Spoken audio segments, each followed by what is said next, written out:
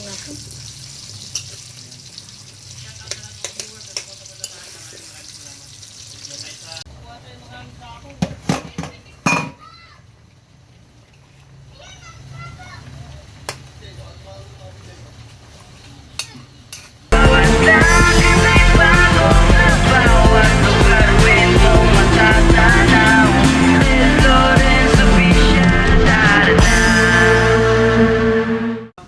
I don't know. I don't want to second guess them, but to your question, no, I was not offended. In fact, I was flattered that they Anytime na pili lang po siya ng venue, then pupunta ko tayo para mapaliwanag sa kanya kasi mali na simula.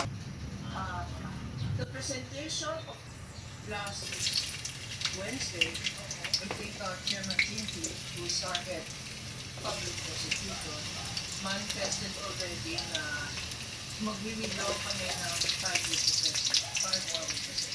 Yun na po yun, ma'am. We have one more witness on Tuesday. She evidence material. This is the one day instruction of the argument. Tungkol sa dalawang ilan, number one, yung subpoena for the bank records. At pangalawa, what will Matibag contribute sa prosecution? I think he will complete the narrative ito kasi bakit daw puro every agreement? Because this principally refers to yung video na I have my computers, which is great press and decided to petition, pati yung mga iba pa.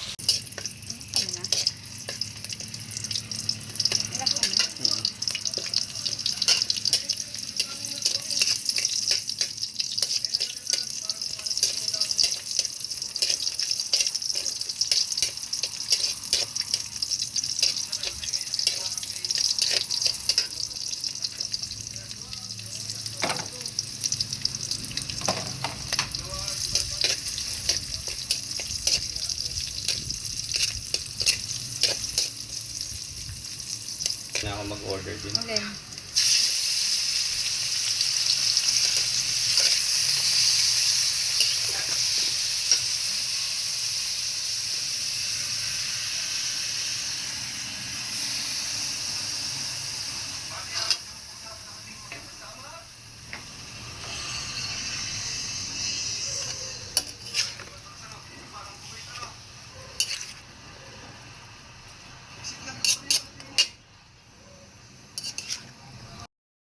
Few moments later.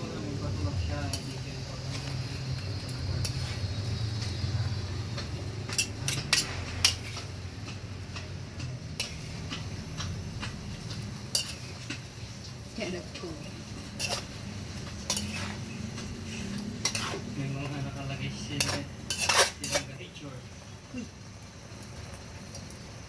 Yung mga naman.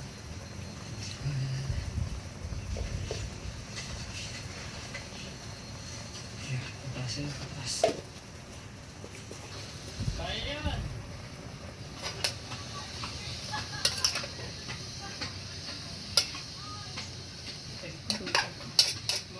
Yan yung yellow eh. Yan!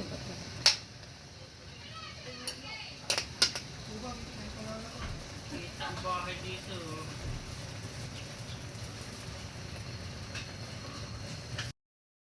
Few moments later.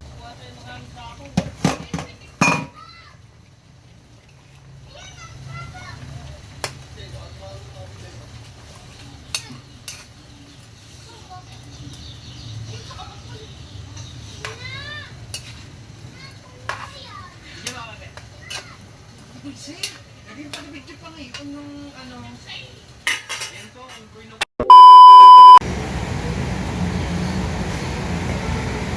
Good morning guys.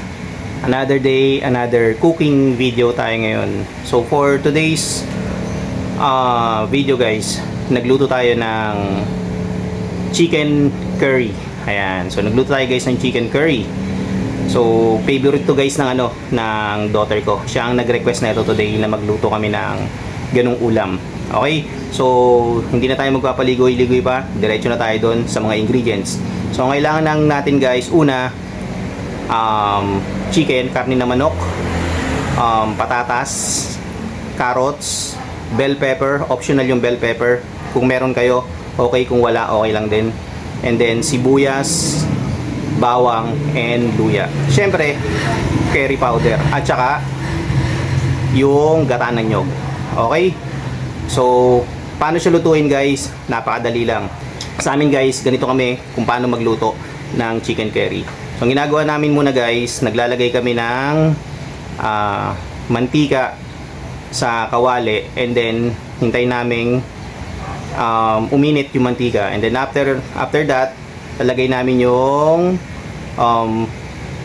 patatas and then yung carrots. So, lulutuin muna namin yung guys. Ito toasted muna namin yung yung carrots tsaka yung patatas. Then kapag toasted na siya, ahunin namin siya, lalagay namin siya sa pinggan. And then pagkatapos nun, ito toasted naman namin guys yung red bell pepper. Ayan.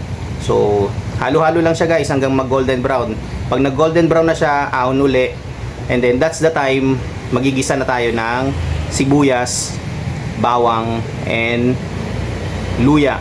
Pero bago natin ilagay yung luya, kailangan ipa golden brown muna natin guys yung bawang at saka yung sibuyas. So haluin mo lang siya guys ng mga ilang minuto. Kapag nag-turn na siya sa golden brown, that's the time lalagay mo na yung yung luya. Okay? And then pag nalagay mo na yung luya, halo-halo lang, halo-halo hanggang sa umamoy na siya, umamoy na yung niya, yung aroma niya ng tatlong sangkap na nandun. Lagay mo na ngayon guys yung hiniwang mga karne ng manok. So ayun, ganun lang guys. And then halu-haluin mo lang siya yung hiniwang karne ng manok, and then lagyan mo siya ng konting black pepper, yung powder. Lagyan mo siya ng powder tsaka yung hindi medyo durog na paminta. So ganun lang guys, and then takpan mo siya. Hintayin mong kumulo kasi yung manok guys, alam naman natin yung karne ng manok nagpo-produce yun ng tubig. So hayaan mo siyang kumulo para maluto siya agad. And then once na kumulo na siya, napag-produce na siya ng tubig, lagay mo ngayon guys yung curry powder. So ayun, so lagay mo yung curry powder guys, halu-haluin mo muna. Pagkahalo guys, that's the time lagay mo yung gata ng nyog. So ayun, pagkalagay ng gata ng nyog, halo uli, and then takpan mo siya, hintay mong kumulo. So pagkakulo guys, pagkakulo na yung manok at malambot na yung manok, lagay mo na yung tinoasted mo na patatas, carrots, at saka isabay mo na rin yung red bell pepper. So ganun na yun guys. And then halo-halo ng konti. Pag kinulang sa tubig, lagay ka lang ng konti, and then sara mo yung takip. Lagay mo ng takip. Tapos intay-intay mo lang mga 5 to 10 minutes or max na 15 minutes. Buksan mo yung takip. Lasahan mo na kung okay na. So yun lang guys, ganun lang kasimple magluto ng chicken curry. So ngayon, iniin-in na lang namin siya. Maaga pa kasi, hindi pa tanghalian. So iniinin na lang namin siya para totally maluto talaga siya. So yun lang guys.